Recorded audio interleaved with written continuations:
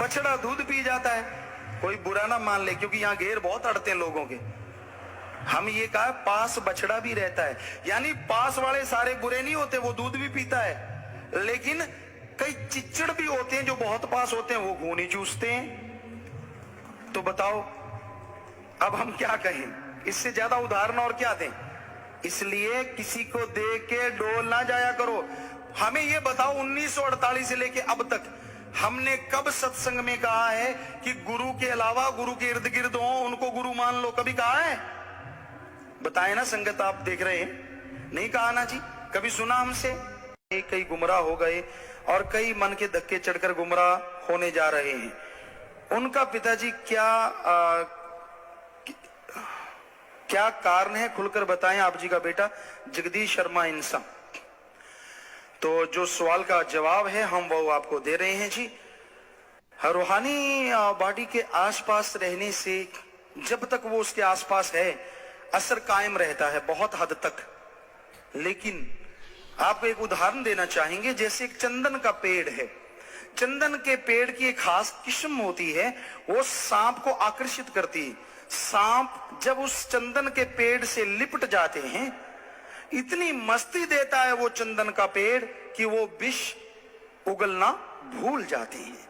वो विष नहीं उगलते, लेकिन जैसे ही वो कुंडली निकाल के चंदन के पेड़ से दूर होते हैं, अब उसके विष दंत तो निकले नहीं, विष दंत तो ज्यों के त्यों हैं, तो वो फिर से विष उगलने लगते हैं।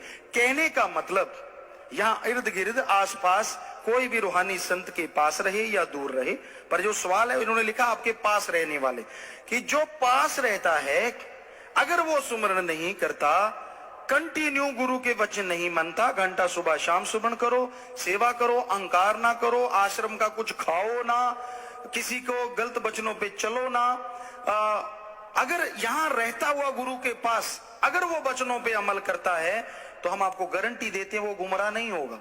और अगर पास रह के भी हमारे पास इर्द गिर्द घूमता रहा, जैसे बाहर आया, बाहर तो मर्जी का मालिक है, वो कोई भी गुल खिलाता रहा, निंदा करता रहा, उनसे सेटिंग करता रहा, दूसरे लोगों से बुराई करता रहा, तो वो फिर से विष, यानी उसका मन तो जिंदा है ना, वो तो नहीं ना मरा, वो तो तभी मरेगा जब घंटा सुबह शाम सिमरण करे और गुरु के पूर्ण वचनों को माने, चाहे पास रह के मानने वाला, चाहे करोड़ों किलोमीटर दूर बैठा वो मानने वाला।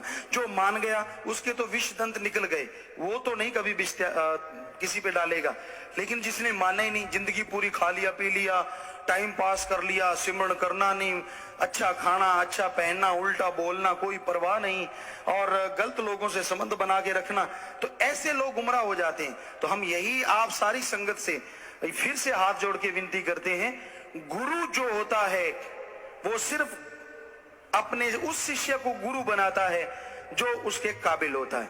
बाकी चाहे कोई परिवार हो, चाहे पास रहने वाला हो, वो गुरु रूप में कोई भी वचन नहीं कर सकता और उसका कोई वचन वैसा असर नहीं कर सकता। इसलिए गुमराह ना हो। सवाल अच्छा पूछा है कि किसी को गुमराह नहीं होना चाहिए ये देख के, ये तो यार पिताजी दे कोले रहिंदा सी, ये तो जमा ही नेड़े सी, मनता सारियां दे अंदर है, मन तो सबके अंदर है, चाहे कोई पास रहते चाहे दूर, वो तो एक गुरु है। गुरु ने गुरु को निवाजा और गुरु ने गुरु को अपने जैसा बना लिया। लेकिन इर्द गिर्द वाले तो तभी बनेंगे ना जब गुरु के वचनों पे अमल करेंगे। पास तो बछड़ा भी रहता है लेकिन उससे नजदीक चिच्चड़ भी रहते हैं।